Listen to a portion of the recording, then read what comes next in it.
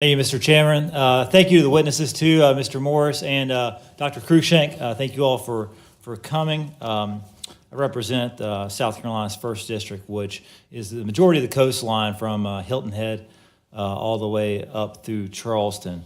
And my questions are for you, Dr. Cruikshank. Would you agree that there are inherent risks in putting offshore structures like oil rigs off the coast of South Carolina?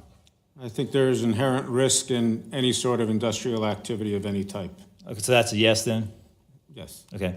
And we talk about the inherent risk from offshore oil drilling with particularly oil spills, such as in the past. But would you also agree that there are inherent risks for the footprint that's also placed onshore to accommodate offshore drilling?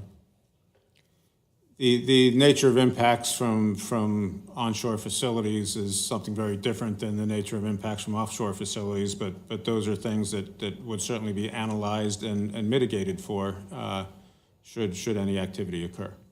There are also the risk of oil spills by transporting oil from offshore to onshore as well too, right? There are risks for moving oil from any location to any other location, whether it's produced offshore, onshore, or imported from overseas. Well, would you agree that a significant onshore footprint is required to accommodate for offshore drilling? Yes, but not necessarily a significant new footprint, because there is a lot of refining capacity already in this country, and it's not clear at this time if new areas were to be available for leasing, where that production might be taken for refining.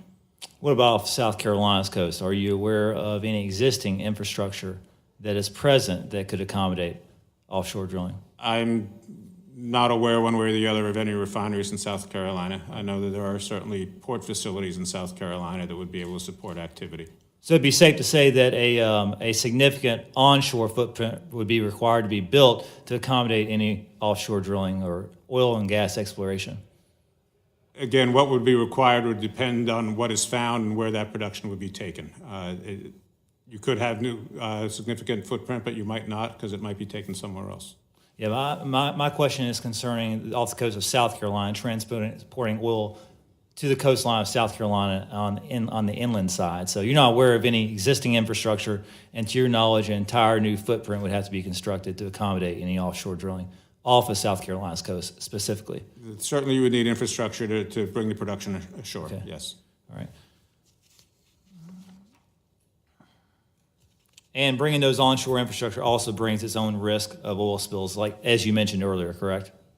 That's correct. Okay. And would you agree that there are significant risks when you're in the pathways of hurricanes for those structures, both onshore and offshore?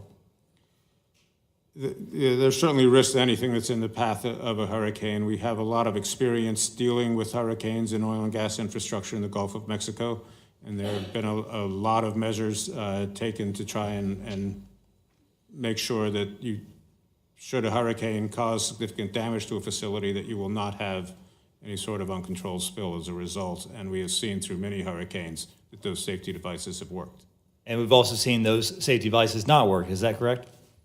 As a result of hurricanes, we have certainly seen significant damage to facilities, but we have not seen a hurricane cause a major oil spill.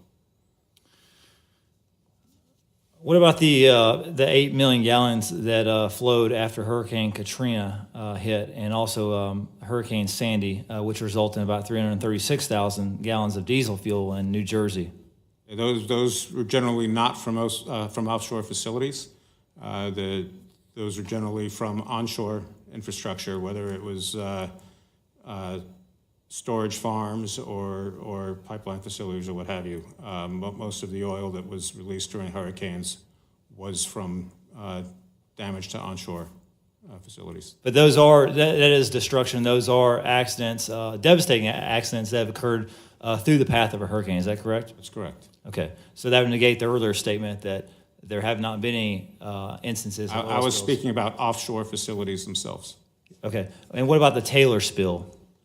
Taylor spill was caused a hurricane-induced mudslide. took out the Taylor platform, and there's been a lot of I should watch myself here. This is in litigation, and so I'm really limited in what I can say, other than the fact that yes, the hurricane did cause that platform to topple and sever from its wells, and there has been ongoing leak of oil in that area that the Coast Guard is the incident commander for trying to respond to. So to correct your earlier statements, there have been significant damage both inshore, onshore, and offshore from hurricane in the past. Is that correct? So my earlier statement was about large oil spills, and in that sense, we're talking about oil spills of a substantial size occurring in a very short period. What's going on in the Taylor lease is a slow leak of yes, significant volumes over time, but is the nature of it is very different than the sort